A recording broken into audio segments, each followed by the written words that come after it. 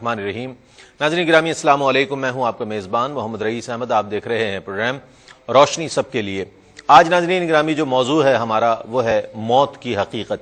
اس حوالے سے ہم بات کریں گے کہ بنیادی طور پر موت کی حقیقت کیا ہے، فلسفہ حیات و ممات کیا ہے۔ میرے پاس آج جو سوالات موجود ہیں وہ سوالات نہیں ہیں بلکہ پورے موضوعات ہیں۔ انشاءاللہ اس حوالے سے ہم کوشش کریں گے بات کرنے کی اور بات کو سمیٹنے کی کہ بنیادی جو ہماری گفتگو کا آج مرکز ہوگا وہ فلسفہ موت ہوگا۔ موت کی حقیقت کے حوالے سے ہم بات کریں گے انشاءاللہ، چونکہ قرآن کریم میں بھی اس کا ذکر آیا، کل نفس ذائقۃ الموت، ہر ذی روح کو موت کا ذائقہ چکھنا ہے۔ اسی طرح کل من علیہا فان، اور موت کے حوالے سے کئی تذکرے ملتے ہیں، احادیث مبارکہ میں موت کے حوالے سے بہت چیزیں ملتی ہیں۔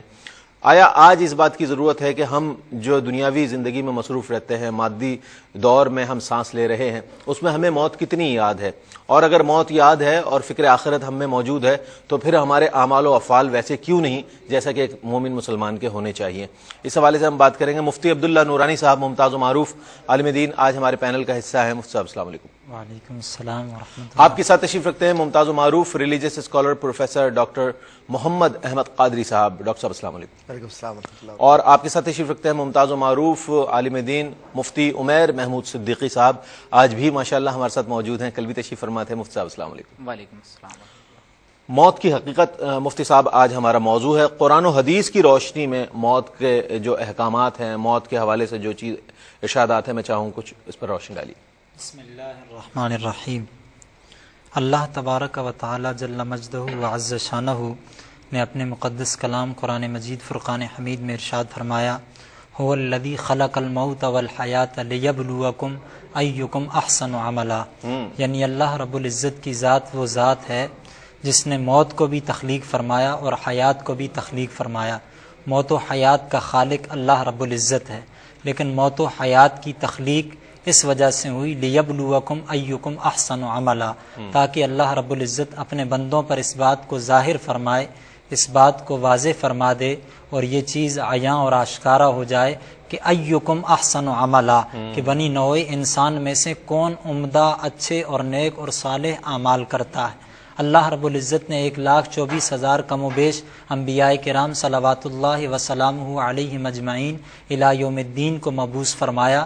وہ سب کے سب اعمال صالحہ کی طرف رہنمائی کرتے رہے، اعمال صالحہ خود کر کے دکھاتے رہے، بتاتے رہے کہ یہ اعمال صالحہ ہیں اور یہ اعمال جو ہے اللہ رب العزت کے قریب کرنے والے ہیں، اور ان کے برعکس جو اعمال ہیں وہ اعمال جو ہے بد ہیں، وہ اللہ رب العزت سے دور کرنے والے ہیں، وہ انسان کی دنیا کو بھی بالکل خراب کرنے والے ہیں اور عاقبت کو بھی ان کی اللہ رب العزت کے غضب کا اور اللہ تبارک و تعالیٰ کی ناراضگی کا ذریعہ بنانے والے ہیں۔ اس لیے موت و حیات کا بنیادی فلسفہ اعمال صالحہ ہیں، یعنی اللہ رب العزت نے یہ اس لیے رکھا ہے تاکہ بندوں پر بھی یہ ظاہر ہو جائے کہ کون بندہ اچھا عمل کرے گا اور کون بندہ برا عمل کرے گا، وگرنہ اللہ رب العزت تو خالق ہے، مالک ہے، وہ جانتا ہے کہ کون اعمال صالحہ کرنے والا ہے اور کون بد عمل کرنے والا ہے، کون برے اعمال کرنے والا ہے۔ اور اللہ رب العزت نے بنی نوع انسان کی تخلیق کو جب خلقت فرما دیا تو اللہ رب العزت کے پیارے حبیب صلی اللہ تعالیٰ علیہ وسلم نے ارشاد فرمایا، ان اللہ خلق الخلق فرش علیہم من نورہ۔ اللہ رب العزت نے جب بنی نوع انسان کو تخلیق فرمایا تو ان پر اپنے نور کو چھڑکا، تو جن جن تک وہ نور پہنچا وہ اعمال صالحہ کو انجام دیں گے، وہ صراط مستقیم پر چلیں گے، وہ انبیاء کرام صلوات اللہ وسلامہ علیہم اجمعین کی تعلیمات پر عمل کریں گے، اور جو افراد اس وقت اس نور سے محروم رہے، اللہ رب العزت کی طرف سے بانٹے جانے والے اس نور کا حصہ ان تک نہ پہنچ سکا، وہ سعادت ازلی کو چونکہ حاصل نہیں کر سکے، اس لیے شقاوت اور بدبختی ان کا مقدر ہو گئی، اور وہ ہمیشہ کے لیے انبیاء کرام صلوات اللہ وسلامہ علیہم اجمعین کے مقابلے میں آئے، ان کی تعلیمات کو جھٹلایا اور وہ ابدی شقاوت کا شکار ہو گئے۔ ڈاکٹر صاحب، زندگی اور موت کے حوالے سے جب ہم پڑھتے ہیں تو یہ محسوس ہوتا ہے موت کو پڑھ کر کہ موت ایک ایسی چیز ہے کہ جو انقطاع ہے زندگی کا اختتام ہے، اور یہ بھی ہم پوچھنا چاہیں گے آپ سے کہ فلسفہ حیات و ممات کے حوالے سے بات ہوتی ہے، میں چاہوں گا آج کے پروگرام میں اس کو ضرور ہم شامل کریں۔ بسم اللہ الرحمن الرحیم۔ آج کا موضوع اس اعتبار سے بہت زیادہ اہم ہے کہ میرا خیال ہے ہم ہر شے دنیا کی یاد رکھتے ہیں ماں سوائے موت کے، اور یہی وہ بنیادی نقطہ ہے کہ جس کو ہم نے فراموش کیا، جس کی وجہ سے ہم نے معاشرے میں ہر وہ برائی کو رواج دینے کے لیے عملی طور پر اپنے آپ کو اس کا حصہ بنایا کہ جس سے ہمیں منع کیا گیا۔ ایک سادہ سی بات ہے کہ اگر ہم موت کو یاد رکھیں تو معاشرہ سدھار کی طرف چلا جائے گا، اور اگر ہم موت کو بھول جائیں تو پھر معاشرے میں بدبختی اور برائی اور خرابی اور نفرت، کینہ، حسد سب کچھ آ جائے۔ لیکن ایک حدیث حضرت عائشہ صدیقہ رضی اللہ تعالی عنہا کی میں اپنے بہن بھائیوں کی نظر کرنا چاہتا ہوں کہ جو انہوں نے حضرت نبی کریم صلی اللہ علیہ وسلم کی بارگاہ میں عرض کیا، رسول اللہ صلی اللہ علیہ وسلم کیا وہ شہید جو میدان جہاد میں شہید ہوتا ہے اس کے علاوہ بھی شہادت ہے؟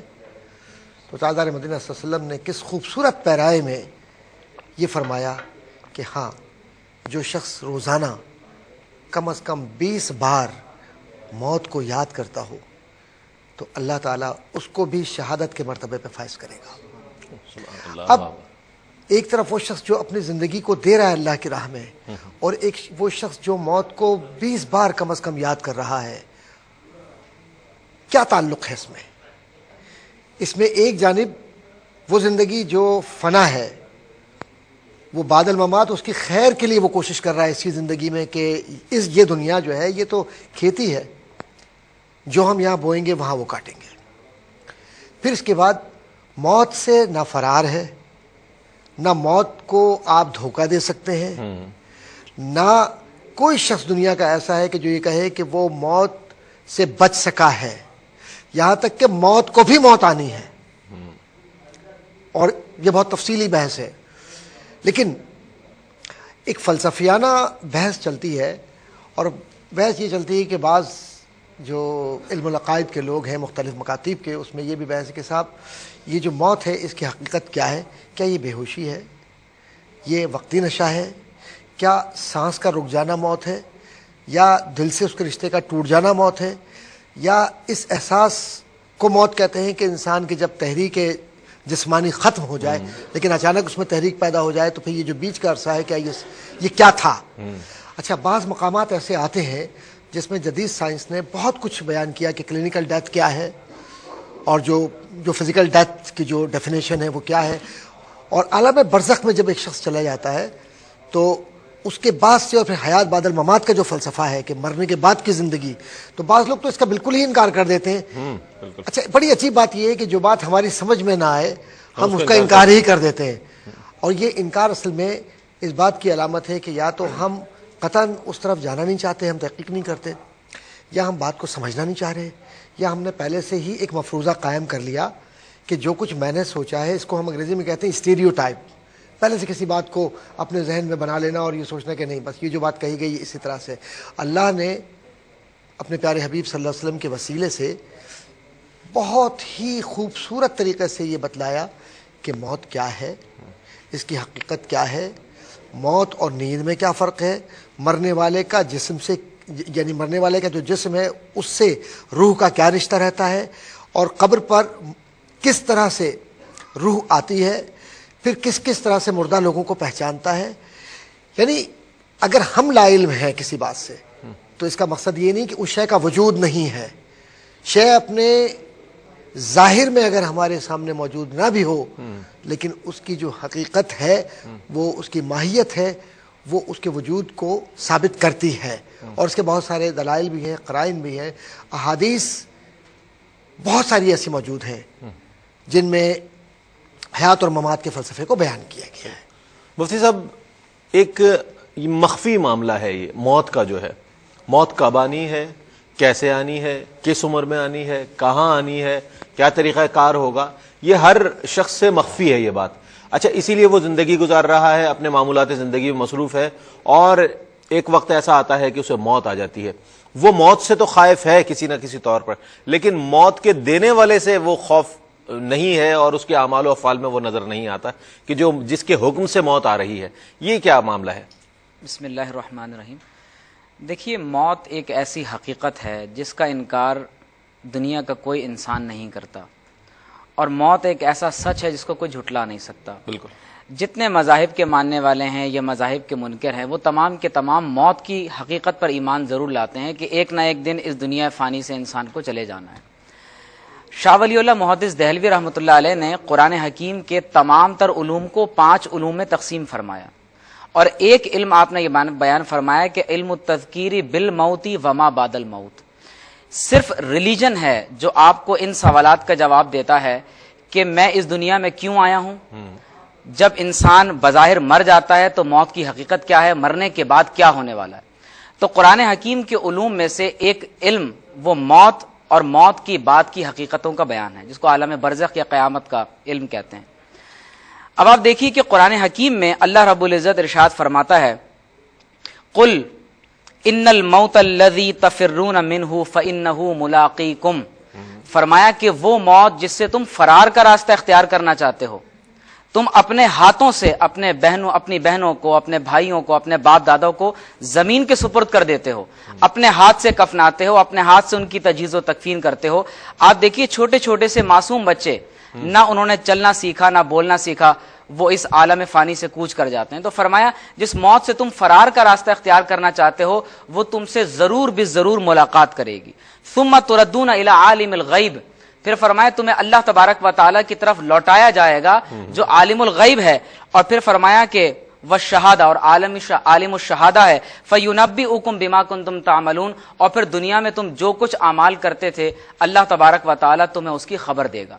ایک اور مقام پر اللہ تعالیٰ فرماتا ہے کہ اینما کنتم یدرککم الموت ولو کنتم فی بروج مشیدہ، تم اگرچہ اپنے آپ کو ایک بہت ہی مضبوط ترین قلعے کے اندر بھی محفوظ سمجھتے رہو، بہت سارے گارڈز تمہارے ساتھ ہوں، ہر قسم کی انٹیلیجنس تمہارے ساتھ تمہاری حفاظت پر معمور ہو، لیکن جب تمہاری موت کا ایک وقت مقرر ہے تو نہ لا یستاخرون ساعۃ ولا یستقدمون، تو نہ ایک لمحے تم آگے جا سکتے ہو اور نہ ایک لمحے کے لیے تم پیچھے آ سکتے ہو۔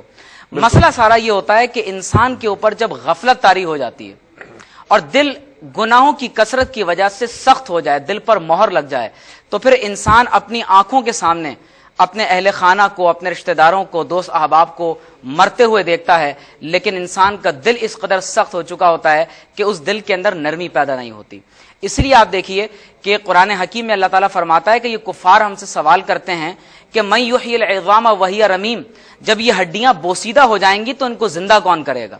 تو اللہ تعالیٰ نے ایک خاص حقیقت کی طرف اشارہ فرمایا کہ قل، آپ فرما دیجئے، یحییھا الذی انشأھا اول مرہ، اس انسان کو وہی ذات دوبارہ زندہ کرے گی جس نے اس کو پہلے پیدا فرمایا تھا۔ اب آپ ذرا غور کیجئے کہ آپ انسان کے وجود کو دیکھیں، یہ انسان ایک مادے سے، ایک قطرے سے بنتا ہے، وہ قطرہ خون سے بنتا ہے، وہ خون غذا سے بنتا ہے۔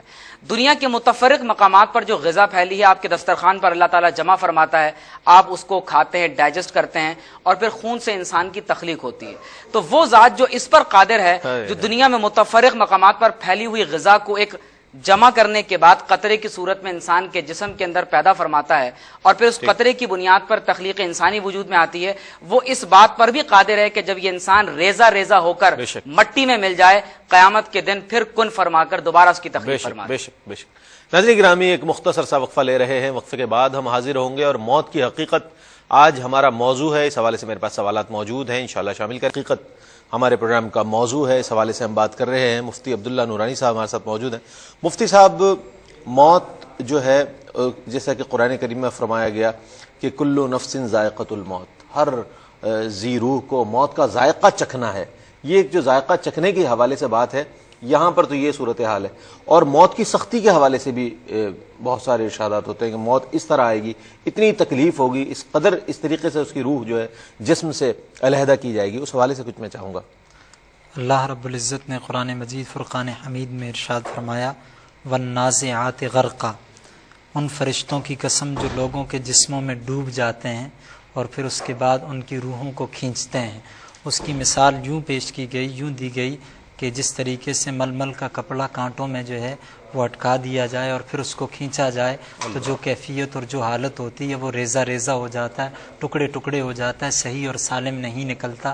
اس طریقے سے फुस्साक की, फुज्जार की, बदकार लोगों की, काफिरों की रूहों को निकाला जाएगा। और जो अहले ईमान हैं, जो नेकोकार हैं, मुत्तकी हैं, परहेज़गार हैं, अल्लाह तबारक व तआला के नेक बंदे हैं, उनके लिए इरशाद हुआ वन नाशितात नश्ता, जिस तरीके से कि किसी बंद को खोला जाता है बड़े इत्मीनान के साथ, इस तरीके से उनकी रूहों को कब्ज़ किया जाएगा। उनकी रूहों को अल्लाह रब्बुल इज़्ज़त के फ़रिश्ते कब्ज़ करेंगे। और कुफ़ार के लिए ये भी इरशाद हुआ कि जब कुफ़ार बदकारों की रूहों को कब्ज़ करेंगे तो यदरिबून वजूहहुम व अदबारहुम, वो उनके चेहरों पर भी मारेंगे और उनके बैठने की जगह के हिस्से पर भी फरिश्ते उनको ज़दोकोब करेंगे, मारेंगे, फिर उनकी रूहों को कब्ज़ किया जाएगा। और अहले ईमान के लिए अल्लाह रब्बुल इज़्ज़त के कुरान में इरशाद हुआ कि जब उनकी रूह को कब्ज़ किया जाएगा तो कहा जाएगा या अय्यतुहन नफ्सुल मुतमइन्ना, ए रूह मुतमइन्ना, इरजिई इला रब्बिक रादियतन मर्दिया, लौट जा, वापस हो जा अपने रब की तरफ, रादियतन, खुश होने वाली, मर्दिया, और तुझे भी खुश किया जाएगा। तो अल्लाह के प्यारे हबीब सल्लल्लाहु अलैहि वसल्लम ने इसकी तोज़ीह ये फरमाई कि जब किसी के मरने का वक्त आता है तो अल्लाह रब्बुल इज़्ज़त के फ़रिश्ते उसके पास आते हैं, और जब वो फ़रिश्तों को देखते हैं, मोमिन ईमान वाले, उन फ़रिश्तों के पास जितने इनामात उस मोमिन के लिए होते हैं वो सारे के सारे दिखाए जाते हैं। फिर वो मोमिन दुनिया को अपने लिए बहुत जो है वो तंग महसूस करता है, हकीर समझता है, और वो ये देखता है कि अल्लाह रब्बुल इज़्ज़त ने मेरे लिए इतनी नेमतें तैयार की हैं, इतने इनामात मेरे मुंतज़िर हैं, तो फिर वो अल्लाह ताला की मुलाकात को पसंद करता है और वो ये चाहता है कि उसकी रूह को कब्ज़ किया जाए। तो अब फ़रिश्ते उससे कहते हैं कि अय्यतुहन नफ्सुत तय्यबतु फिल जसद तय्यबत, ए पाकीज़ा रूह जो पाकीज़ा जिस्म में थी, इरजिई इला रब्बिक रादियतन, अपने रब की तरफ पलट जा, तू खुशी के साथ पलट जा, इला रब्बिन गैर गदबान इला रौहन व रैहान, तू पलट जा, तेरे लिए बागात हैं, तेरे लिए खुशबुएं हैं, तेरे लिए तेरे रब की रज़ामंदी है। फिर जब उसको आसमानों की तरफ ले जाया जाता है तो आसमानों पर भी उसका इस्तकबाल होता है, इसी तरीके से उसको खुशखबरियाँ और बशारतें दी जाती हैं। और जब कोई बदकार इंतकाल करता है तो उस वक्त फ़रिश्ते ये कहते हैं कि अय्यतुहन नफ्सुल खबीसतु फिल जसदिल खबीसत, ए गंदी रूह, ए मनहूस रूह जो मनहूस और नापाक जिस्म के अंदर थी, तू पलट जा, इला रब्बिन गैरा रादिम मिनके, अपने रब की तरफ जो तुझसे राज़ी नहीं है, इला गस्साकिन व हमीमिन, तू पलट जा, तेरे लिए पीप है और तेरे लिए खोलता हुआ गर्म पानी है। तो इसी तरीके से जब उसकी रूह को आसमानों की तरफ ले जाया जाता है तो वहाँ से उसको वापस कर दिया जाता है, वहाँ भी उसकी मजम्मत होती है। तो अहले ईमान इन सारे नज़ारों को देख रहे होते हैं मौत के वक्त। उसके लिए जो आलम गैब था अब गैब नहीं रहता, अब सब कुछ शाहिद हो जाता है, सब कुछ हाजिर हो जाता है। इसलिए हदीस में आया, अल्लाह के प्यारे हबीब सल्लल्लाहु ताला अलैहि वसल्लम ने इरशाद फरमाया, इन्नल्लाह तबारक व तआला यक़बिलु तौबत मा लम युग़रग़र, कि अल्लाह तबारक व तआला गरगराए मौत से कबल तक तौबा को कबूल फरमाता है। यानी उस वक्त तक जो आलम होता है वो आलम गैब होता है, यानी इंसान के सामने जो हकीकतें हैं मावरा इंसानी अक्ल के वो मुनकशिफ नहीं होती, वो ज़ाहिर नहीं होती। जब मौत का वक्त आता है तो फिर वो खुद फरिश्तों को देख रहा होता है। अब अगर वो तौबा करे तो अब तौबा का एतबार नहीं है, और इस मरहले पर बाब बंद हो गया, तौबा का बाब बंद हो गया। इस मरहले पर वो अफराद जो मरने वाले के पास हों उनके लिए इरशाद हुआ, लक़िनु मौताकुम ला इलाहा इल्लल्लाह, अपने मुर्दों को ला इलाहा इल्लल्लाह की तलक़ीन करो। उलमा ने इस हदीस, सही मुस्लिम की हदीस है कि तो तफसीर और तोज़ी में फरमाया कि जो करीब बैठने वाले हैं उन्हें चाहिए कि वो ला इलाहा इल्लल्लाह मुहम्मदुर रसूलुल्लाह खुद पढ़ें, उसको न कहें कि तुम पढ़ो। जब वो इनको पढ़ता हुआ देखेगा तो वो खुद भी पढ़ेगा। तो फरमाया, मन कान आखिर कलामी ला इलाहा इल्लल्लाह दखल अल जन्नह, जिसका आखिरी कलाम ला इलाहा इल्लल्लाह होगा तो वो जन्नत में दाखिल होगा और उसके नज़ा के लिए भी आसानी होगी। और अल्लाह के प्यारे हबीब सल्लल्लाहु अलैहि वसल्लम ने अहले ईमान को ये दुआ सिखाई, अल्लाहुम्मा अइन्नी अला सकरातिल मौत, ए अल्लाह मौत नज़ा के वक्त मेरे लिए आसानी फरमा दे, मेरी रूह के कब्ज़ होने में आसानी फरमा दे। तो अल्लाह ताला हम सब की नज़ा के वक्त में हमारे लिए आसानी फरमा। डॉक्टर साहब, दुनिया को जो है आखिरत की खेती फरमाया गया है اور مومن کی جو زندگی ہے وہ بھی ایک ایسی زندگی ہے کہ جو اگر نیک اعمال کرتا ہے وہ تو اس کے لیے رحمت ہی رحمت ہے، اور جب اس دنیا سے جاتا ہے، موت کے مرحلے سے گزرتا ہوا جاتا ہے، تو جیسا کہ مفتی صاحب نے فرمایا کہ اس کے لیے انعامات ہیں، اکرامات ہیں. تو وہ کیا تیاری ہے، کیسی تیاری ہے کہ جو ہم تیاری کریں اور پھر ہمیں موت کے وقت بھی وہ جو تکالیف ہیں ان کی بجائے وہ اللہ کی بارگاہ سے ملنے والے انعامات کے ہم مستحق ٹھہریں؟ اصل بات یہ ہے کہ ایک حدیث مجھے تاجدار مدینہ صلی اللہ علیہ وسلم کی اس وقت ذہن میں آ رہی ہے.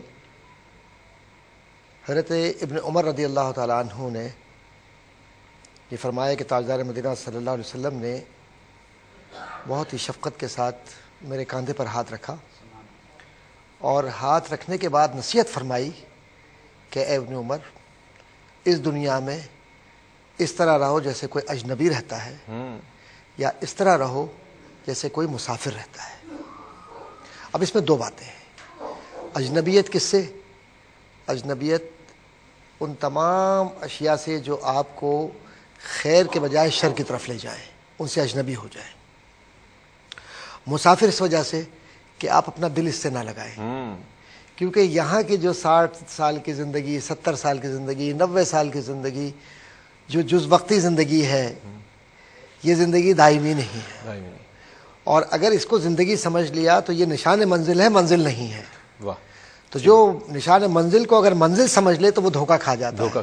اور شیطان پوری طرح سے اس بات کی کوشش کرتا ہے، اور حدیث میں بھی موجود ہے کہ وہ دل میں یہ باتیں ڈالتا ہے اور یہ خیالات ڈالتا ہے کہ آپ اس دنیا سے اور اس کے لاہ و لاب میں، بقول حضرت امام غزالی رحمۃ اللہ تعالیٰ علیہ کے کیمیائے سعادت میں، کہ اس درجہ اس دنیا سے اپنے آپ کو متعلق کر لیتا ہے فرد کہ پھر ایک وقت آتا ہے کہ اس کی روح میں سے بھی بو آتی ہے، اور وہ اپنے اعمال سے اس درجہ غافل ہو جاتا ہے کہ اسے خیر اور شر میں کوئی فرق نہیں لگتا. اور موت کی حقیقت کہ وہ سمجھتا ہے کہ شاید میں اس طرف چلا جاؤں گا تو بچ جاؤں گا، اس طرف چلا جاؤں گا تو بچ جاؤں گا، میں یہ کر لوں گا تو بچ جاؤں گا، یا میں اس طرح سے یہ بہانے کروں گا تو موت سے شاید مجھے فرار مل جائے. ایک حضرت مولانا روم رحمۃ اللہ تعالیٰ علیہ نے مثنوی میں بڑی خوبصورت حکایت نقل فرمائی ہے، اور بہت ہی مختصر، کہ حضرت سلیمان علیہ السلام کے ایک امتی ان کے پاس حاضر ہوئے اور یہ عرض کی کہ مجھے آپ ہوا کو حکم دیجئے کہ مجھے ہند میں پھینک دے. انہوں نے کہا کیوں؟ کہا میں نے اسرائیل علیہ السلام کو دیکھا ہے اور میں بہت ڈر گیا ہوں اور مجھے ایسا لگتا ہے کہ بس اب وہ میری موت آنے والی ہے، بس مجھے آپ پھینکوا دیجئے. حضرت سلیمان نے علیہ السلام حکم دیا، ہوا کو ہندوستان میں پھینک دیا گیا. خیر، اس کے بعد ہوا یہ قصہ مختصری کہ ان کی روح قبض کر لی گئی وہاں. تو حضرت سلیمان علیہ السلام کا جو مکالمہ ہے حضرت اسرائیل علیہ السلام کے ساتھ، اور وہ جو بات ہے وہ یہ کہ حضرت اسرائیل علیہ السلام یہ فرماتے ہیں کہ میں یہ حیران تھا کہ جو شخص یہاں کھڑا ہوا ہے اس وقت، اس کی موت کا حکم تو مجھے ہند میں دیا گیا ہے، تو یہ یہاں کیسے ہے؟ تو اس نے خود ہی اپنی خواہش کا اظہار کیا کہ مجھے ہندوستان میں پھینک دیجیے تاکہ میں بچ جاؤں. تو موت جو ہے وہ لے جاتی ہے انسان کو، اور موت سے فرار نہیں ہے. موت تعاقب کر رہی ہوتی ہے. دیکھیے لمحے لمحے میں تبدیلیاں آتی ہیں انسان میں. ہم جس چیز کو اپنے لیے بہتر سمجھتے ہیں وہ ہمارے لیے بری ہوتی ہے، اور جس چیز کو ہم برا سمجھ رہے ہوتے ہیں وہ ہمارے لیے اس میں خیر ہوتا ہے، اور قرآن کریم بھی اس کا گواہ ہے. پھر اس کے علاوہ آپ دیکھیے کہ جو موت کا پورا فلسفہ ہے اور جو زندگی کی تیاریاں ہیں، ہم چھوٹی چھوٹی چیزوں سے بہت کچھ حاصل کر سکتے ہیں. جیسے واقعات بہت سارے ہیں، مکاشفۃ القلوب میں یہ بات لکھی ہے اور یہ روایت ہے کہ موت کی تکلیف کا اگر ایک قطرہ پہاڑوں پر رکھ دیا جائے تو پہاڑ اس تکلیف سے، یعنی موت کی تکلیف سے پگھل جائے، ایک قطرے سے. مکاشفۃ القلوب کی روایت ہے.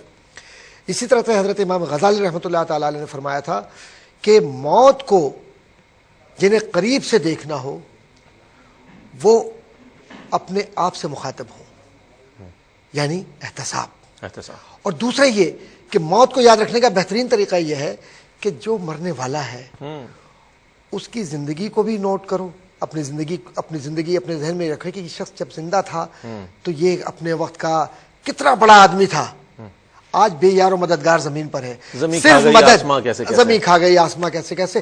اس کی اگر اس شخص کی کوئی مدد ہو سکتی ہے تو وہ اس وقت جب یہ ہاتھ پاؤں چل رہے ہیں، یہ جو امور ہم اچھے انجام دے رہے ہیں، یہ اعمال صالحہ اولاد کو قرآن پڑھوانا، اولاد کے ذریعے نیکی کو آگے بڑھانا، خود قرآن سیکھنا، لوگوں کو قرآن کی طرف ترغیب دینا، حضور کریم صلی اللہ علیہ وسلم سے محبت سکھلانا اور حضور کی محبت میں اپنے آپ کو مستغرق رکھنا اور خوب درود و سلام پڑھنا اور تاجدار مدینہ کی محبت میں آنسو اس طرح سے بہانا کہ سارے دل کا غبار، سارے دل کی آلودگی، سارے گناہ کبیرہ اور صغیرہ سب بہہ جائیں، تو تب تو معاملہ بنتا ہے۔ اور اگر دکھاوے کے لیے ہو اور صرف خاص راتوں میں ہم ماشاءاللہ ضرور جاگیے، کوئی آ گیا غریب تو دکھانے کے لیے کہ جو اخباروں اور ٹی وی ریڈیو پر جو ہے یہ اعلان ہو کہ میں نے اتنا پیسہ غریبوں کے لیے دیا، تو یہ تو میرا خیال ہے کہ سوائے ریاکاری کے تو اور کچھ نظر نہیں آتا۔ ہاں اگر اس سے مقصود یہ ہے کہ لوگوں کو راغب کیا جائے تو وہ عمل خیر ہے، لیکن اگر دکھاوے کے لیے ہے تو وہ صرف اور صرف پیسہ ضائع کرنا ہے۔ اس سے بہتر ہے اپنا بینک بیلنس رکھیے، کیونکہ شقاوت تو اس میں بھی ہے، برائی اس میں بھی ہے، لیکن اگر نیکی کی طرف آنا ہے تو اللہ کے لیے آئیے اور نبی کی محبت و غلامی کے لیے آئیے۔ بہت اچھی بات ہے۔ میں نے ڈاکٹر صاحب سے جب بھی الحمدللہ پروگرام کیے ہیں ڈاکٹر صاحب کے ساتھ، تو ڈاکٹر صاحب کی گفتگو میں جواب تو ہوتا ہی ہے، لیکن عشق رسول کے حوالے سے ضرور کوئی نہ کوئی بات موجود ہوتی ہے زندگی۔ اور میں یہ سمجھتا ہوں کہ جب بھی ماشاءاللہ جوابات دیتے ہیں تو عشق رسول کا ایک پیغام ضرور دیتے ہوئے جاتے ہیں اپنے ہر جواب میں، اور یہ ضروری بھی ہے، چونکہ حقیقت یہی ہے کہ بمصطفیٰ برساں خیش را کے دی ہماؤس، اگر بہو نہ رسی دی تمام بولا حویس۔ تو اب ناظرین گرامی ہم آئیں گے اس سوال کی جانب جو بہت اہم سوال ہے اور جس کے بارے میں بہت کم لوگ جانتے ہیں کہ آیا میت کے کیا احکامات ہیں، احکام میت کیا ہے۔ اگر کسی گھر میں کوئی میت ہو جاتی ہے تو سب ایک دوسرے کا چہرہ دیکھ رہے ہوتے ہیں کہ اب کرنا کیا ہے، فلاں مولوی صاحب سے پوچھ لیا جائے، فلاں عالم دین کو فون کرو، فلاں مفتی صاحب کو فون کرے، بھائی اب کیا کرنا ہے، اب ہم اس کو کس طرح ہینڈل کریں اس معاملے کو۔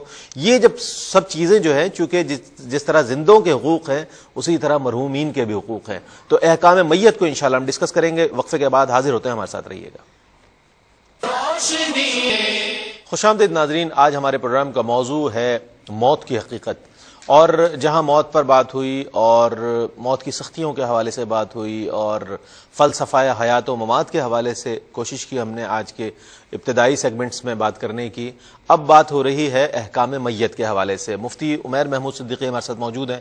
وقفے سے قبل میں اس کی تفصیل بتا چکا ہوں سوال کی، میں چاہوں گا مفتی صاحب اس حوالے سے کچھ ارشاد فرمائیں۔ دیکھیے، ہمارے ہاں عام طور پر کیونکہ لوگ دین کے احکامات سے نابلد ہوتے ہیں اور وہ اس طرف رجحان بھی نہیں رکھتے، اور جب کسی کے گھر میں میت ہو جاتی ہے تو لوگ کوشش کرتے ہیں کہ کسی آدمی کو تلاش کریں۔ تو پہلی بات تو یہ کہ میں لوگوں سے یہ کہنا چاہتا ہوں کہ کوشش کریں کہ کم از کم ایسی تربیت نشستوں میں شریک ہوں، ایسے کورسز کا آپ آغاز کریں، اس میں شرکت کریں کہ جہاں پر آپ باقاعدہ ان احکامات کو سیکھ سکیں۔ دیکھیے، میت کے حوالے سے سب سے پہلی بنیادی بات یہ ہے کہ جب کسی پر آثار نزا ظاہر ہونے لگیں تو پہلا حکم یہ ہے کہ آپ اس کو قبلہ رو لٹا دیں، اور قبلہ اس کا منہ قبلے کی جانب ہو، اور جس طرح سے مفتی صاحب نے بھی فرمایا کہ دائیں بائیں جو اطراف میں لوگ ہیں وہ قرآن مجید کی تلاوت، خاص طور پر یاسین شریف کی تلاوت کریں۔ احادیث میں آتا ہے کہ اس سے مردے کی جو موت کی سختی ہے اس میں نرمی کی جاتی ہے۔ پھر اس کے ساتھ لا الہ الا اللہ محمد رسول اللہ صلی اللہ علیہ وسلم کلمہ طیبہ کا ورد شروع کریں، اس کو تلقین کہا جاتا ہے، آواز بلند۔ جی۔ اور اگر کسی کا آپ کے سامنے انتقال ہو جائے، کسی رشتہ دار کا وصال ہو جائے، تو پھر اس کے جبڑے کو اس کے سر کے ساتھ ایک ڈوری کے ساتھ باندھ دیا جائے، اس کی آنکھوں کو بند کر دیا جائے، اس کے ہاتھوں کو سیدھا کر دیا جائے، اور اس کے دونوں پیروں کو انگوٹھوں کے ساتھ ملا کر ایک ڈوری کے ساتھ، کسی ڈوری کے ساتھ یا کسی جو ہے چیز کے ساتھ باندھ دیا جائے۔ اب دوسرا جو بنیادی مرحلہ ہے وہ ہے اس کے غسل کا۔ غسل کے بعد اس کی تکفین ہے، اور پھر اس کے بعد جنازے کو لے کر چلنا، اور پھر نماز جنازہ، اور پھر اس کی تدفین ہے۔ غسل کا جہاں تک طریقہ ہے تو ایک عام طریقہ تو یہی ہے کہ نبی کریم صلی اللہ علیہ وسلم کے صحابہ سے یا احادیث سے جو مروی ہے کہ ایک مردے کو آپ نے اس طرح سے لٹانا ہے کہ اس کا منہ قبلے کی جانب ہو، پردے کا خاص طور پر آپ نے اہتمام کرنا ہے، اور عام طور پر لوگ یہ سمجھتے ہیں کہ شاید مردے کی شرمگاہ کو دیکھنے کی اجازت ہے، تو جس طرح سے انسان ایک ظاہری ایک زندہ انسان کی شرمگاہ کی طرف نظر نہیں کرتا، یہ ناجائز ہے، تو اسی لیے بلا ضرورت مردے کی طرف بھی توجہ نہیں کرنی چاہیے۔ تو مردے کے سطر کے مقام پر ایک کپڑا ڈال دیا جائے، اور اس کے بعد اس کے کپڑوں کو اتار لیا جائے، اور سب سے پہلے کرنا یہ ہے کہ آپ نے نیم گرم پانی کے ساتھ، جس میں آپ نے بیری کے پتوں سے اس کو جوش دیا ہوا ہو یا آپ نے نیم کے پتوں سے اس کو جوش دیا ہوا ہو، اور غسل دینے والا اپنے بائیں ہاتھ پر ایک دستانہ پہن لے، جو عام طور پہ جو کفن ملتا ہے اس کے اندر یہ دستانے وغیرہ مل جاتے ہیں، تو آگے اور پیچھے سے مردے کو پہلے استنجا کروایا جائے۔ استنجا کروانے کے بعد اگر مردے کے جسم سے کوئی نجاست وغیرہ نکلتی ہے تو اس کو دھو دیا جائے. اس کے بعد مردے کے جسم کے نچلے حصے کو باقاعدہ پانی سے 2-3 بار بآسانی صحیح طریقے سے دھو دیا جائے. اس کے بعد مردے کو باقاعدہ وضو کروایا جائے. اور وضو کا طریقہ یہ ہے کہ آپ ایک روئی کا پھایا بھگونے کے بعد آپ اس کے دانتوں میں، اس کی ناک میں آپ اس طرح سے ان کو پھیریں تو یہ کلی اور ناک میں پانی ڈالنے کے قائم مقام ہو جائے گا. اس کے بعد آپ نے باقاعدہ جس طرح سے وضو ہوتا ہے، چہرہ دھلایا جاتا ہے، ہاتھ دھلائے جاتے ہیں، سر کا مسح وغیرہ کیا جاتا ہے، وضو کروانا ہے. وضو کے بعد آپ نے مردے کو بائیں کروٹ پر لیٹانا ہے تاکہ اس کی داہنی کروٹ کی طرف سے پانی ڈالا جا سکے. تو سر سے لے کے اس کے پیر تک 3 دفعہ اس کے جسم کو ملا جائے، دھویا جائے. اسی طرح سے بائیں طرف پھر اس کی جو ہے وہ حصے کو دھویا جائے. اگر اس کی داڑھی ہے تو وضو کے دوران اس کی داڑھی کے اندر جو ہے باقاعدہ ایک خاص قسم کی مٹی کہلاتی ہے خطمی یا گلے خیرو ہوتی ہے، یا صابن وغیرہ سے اس کی داڑھی وغیرہ کو دھو دیا جائے. تو کم از کم ایک بار پورے جسم کو اس طرح سے دھونا کہ جسم کے اندر کوئی عضو خشک نہ رہ جائے، یہ تو ضروری ہے. ورنہ 3 بار یا 5 بار یا 7 بار پانی بہانا یہ مسنون ہے. اور جب مردے کے جسم پر آپ اس طرح سے پانی بہا چکے ہیں تو پھر آہستگی کے ساتھ مردے کو سہارا دے کر اٹھائیں اور اس کے پیٹ کو مسلا جائے. اگر کوئی دوبارہ نجاست نکلتی ہے تو دوبارہ وضو یا غسل دہرانے کی ضرورت نہیں ہے. اس طرح سے اس کا غسل مکمل ہو جاتا ہے. اور اس کے جو سجدے کے اعضاء ہیں وہاں پر خوشبو ملی جائے، سطر کا باقاعدہ اہتمام کیا جائے، اور پھر کفن پہلے سے بچھا کر رکھا جائے. کفن جو ہے بنیادی طور پر اس میں مرد کے لیے 3 کپڑے ہوتے ہیں. ایک کہلاتی ہے اس کا لفافہ کہلاتا ہے، ایک کہلاتا ہے اس کا ازار، اور ایک کہلاتی ہے قمیص. تو سب سے پہلے آپ نے لفافے کو بچھانا ہے. لفافے سے مراد ایک اتنا بڑا کپڑا ہے کہ جو انسان کے قد سے اتنا بڑا ہو کہ اگر اس کو بند کیا جائے تو دونوں طرف اس کو موڑا جا سکتا ہے. اور سفید رنگ کا کفن رکھنا یہ مسنون ہے. نبی علیہ السلام نے فرمایا کہ اپنے مردوں کو سفید رنگ سے کفن دیا کرو. تو سب سے پہلے لفافہ بچھایا جائے گا. لفافے کے اوپر ازار بچھایا جائے گا. ازار بھی ایک بڑا کپڑا ہوتا ہے جس میں سر سے لے کے مردے کے گھٹنوں سمیت کا جو حصہ ہے وہ ڈھانکنا جو ہے وہ آسان ہوتا ہے. اور پھر اس کے اوپر جو ہے وہ تہبند کو جو ہے وہ بچھایا جاتا ہے. ازار کے بعد جو ہے قمیص کو بچھایا جاتا ہے. تو یہ 3 بنیادی کپڑے ہوتے ہیں. اور قمیص کے اندر ہوتا یہ کہ ایک کٹ لگا دیا جاتا ہے گلے کی جانب سے تاکہ پھر مردے کے اوپر سے اس کو قمیص کے طور پر پہنایا جا سکے. تو مردے کو کفن کے اوپر رکھنے کے بعد سب سے پہلے اس کی قمیص کو، اس میں کوئی جیب نہیں ہوتی، آپ دیکھیں انسلا کپڑا ہوتا ہے، کوئی جیب نہیں ہوتی. آپ نے سب سے پہلے قمیص کو اڑانا ہے. قمیص کے بعد پھر آپ نے ازار کو بند کرنا ہے. آپ نے پہلے بائیں طرف سے اور پھر دائیں طرف سے تاکہ دائیں حصہ اوپر رہے. اسی طرح سے آپ نے لفافے کو بھی بند کرنے کے بعد آپ نے دونوں اطراف سے اس کو بند کر دینا. عورت کے لیے 2 کپڑے اضافی ہوتے ہیں، ایک سینہ بند کہلاتا ہے اور ایک اوڑھنی کہلاتی ہے. تو سینہ بند اور اوڑھنی جو ہے وہ عورت کے جو کفن ہے اس میں یہ زیادہ ہے. اب جہاں تک نماز جنازہ کا تعلق ہے تو اس میں بنیادی طور پر 4 تکبیرات ہیں اور ایک قیام ہے. یہی 2 ہی اس کے بنیادی رکن ہیں. اور اس کے اندر آپ دیکھتے ہیں کہ جو ہے وہ عام طور پر لوگ نماز جنازہ کی دعاؤں کے حوالے سے پریشان ہوتے ہیں. تو دعاؤں کے بجائے اگر آپ کو کوئی بھی دعا یاد ہے، ربنا آتینا فی الدنیا بھی آپ پڑھ سکتے ہیں، لیکن کوشش کریں کہ ان دعاؤں کو یاد کریں جو نبی کریم صلی اللہ علیہ وسلم کی احادیث طیبہ کے اندر ذکر ہے. یہاں پر میں ایک بات یہ بتانا ضروری سمجھتا ہوں کہ میت کو جب ہم لے کر چلتے ہیں تو احادیث میں بھی اس کے بڑے فضائل بیان ہوئے ہیں. اور چاروں اطراف کناروں پر پائنتی پر اور کاندھا دینے کے حوالے سے بھی لوگ ذرا پس و پیش سے کام لیتے ہیں جناب. ہم سے چلا نہیں جا رہا. حدیث میں آتا ہے کہ اگر آپ نے 40 قدم مردے کے ساتھ آپ چلے تو اللہ تعالیٰ اس عمل کو بخشش کا سبب بنا دیتا ہے. تو پہلے آپ مردے کے دائیں طرف سامنے والے حصے کی طرف، پھر اس کے پیر کی طرف، پھر اسی طرح سے آپ بائیں طرف، آپ چاروں طرف جو وہ 10 قدم چلیں تو یہ 40 قدم ہو جاتے ہیں. میت کی تدفین کے حوالے سے میں یہ بتانا، ڈاکٹر صاحب نے ایک بڑی اہم مسئلے کی طرف بھی توجہ دلائی تھی کہ عام طور پر جب انسان کو قبر میں دفن کر دیا جاتا ہے تو لوگوں کا رویہ یہ ہے کہ لوگ واپس پلٹتے ہی فوراً اس کی میراث پر، اس کے مال و دولت کی طرف توجہ کرتے ہیں. تو کوشش کریں کہ جو کم از کم اولاد ہے وہ اپنے والدین کے مرنے کے بعد دعائیں مغفرت کرے. بعض لوگ یہ کہتے ہیں کہ جناب ایصال ثواب نہیں ہو سکتا، اور دلیل یہ دیتے ہیں کہ ایصال گناہ نہیں ہو سکتا تو ایصال ثواب بھی نہیں ہو سکتا. دیکھیے بات یہ ہے کہ جب کسی کے لیے بد دعا نہیں ہو سکتی، دعا تو ہو سکتی ہے، تو اسی طرح سے ایصال ثواب بھی ہو سکتا ہے. امام ابو داؤد روایت فرماتے ہیں کہ نبی کریم صلی اللہ علیہ وسلم کے پاس ایک صحابی حاضر ہوئے اور اس کی کہ یا رسول اللہ صلی اللہ علیہ وسلم، میرے والد کا انتقال ایام جاہلیت میں ہوا، کفر پر ہوا، تو انہوں نے 100 غلام آزاد کرنے کی منت مانی تھی. میرے ایک بھائی نے تو 50 غلام آزاد کر دیجئے، بتائیے میرے لیے کیا حکم ہے؟ تو نبی علیہ السلام نے فرمایا کہ لو کانا مسلمن، اگر وہ مسلمان ہوتے تم ان کی طرف سے حج کرتے یا ان کی طرف سے صدقہ کرتے یا ان کی طرف سے روزہ رکھتے، تو فرمایا بلغہ ذالک، تو اس کا ثواب ضرور بے ضرور ان کو پہنچتا. حضرت عیسیٰ علیہ السلام ایک قبر کے پاس سے گزرے تو دیکھا کہ قبر میں عذاب ہو رہا ہے. تو آپ جب دوبارہ اس مقام سے گزرے تو دیکھا وہ قبر جنت کا باغیچہ بنائی جا چکی ہے. تو آپ نے اللہ سے دعا کی تو اللہ نے فرمایا کہ جب یہ شخص مرنے لگا تو اس کی بیوی حاملہ تھی. جب اس کے یہاں بچہ پیدا ہوا تو اس نے اس کو بسم اللہ الرحمن الرحیم پڑھنے پر لگایا تو اللہ تعالیٰ نے رحمان اور رحیم پکارنے کی بدولت اس کے باپ کو عذاب قبر سے نجات عطا فرمائی. بڑی صراحت کے ساتھ آپ نے اس سوال کا ہمارے جواب دیا، اور میں نے خود بھی آپ کو اس میں بالکل کوئی آپ کو نہیں کیا کہ یہ وہ ترتیب تھی کہ جو ترتیب ہمیں معلوم ہونی چاہیے. اور ہمارے وہ لاکھوں کروڑوں ناظرین جو اس وقت ARY کی TV دیکھ رہے ہیں، چونکہ موت کا معاملہ تو سب کے ساتھ ہونا ہے اور ہر گھر میں ہے، لیکن یہ بہت افسوس کی بات ہے کہ ہمیں چونکہ اسلامی تعلیمات سے ہم بہت دور ہیں، تو ایسا کوئی وقت آن پڑے تو پھر ہمارے لیے بہت مسئلہ ہو جاتا ہے. معلومات کرنی ہمارے لیے وقت بہت کم رہ گیا، مجھے اس بات کا بھی بہت زیادہ خیال ہے. اب جو ہے معاملہ چونکہ بالترتیب ہم چل رہے ہیں تو قبر کا احوال اور سوال جواب، وقت بھی کم ہے، میں چاہوں گا اس کے حوالے سے جواب عنایت فرمائیں. جب دفنا دیا جاتا ہے تو سب سے پہلے دو فرشتے آتے ہیں جنہیں منکر و نکیر کہا جاتا ہے. وہ دونوں بندے کو کھڑا کرتے ہیں، کوئی بھی کیسا بھی بندہ ہو، اور اس کو بیٹھاتے ہیں اور اس سے سوال کرتے ہیں مر ربو کا، تمہارا رب کون ہے.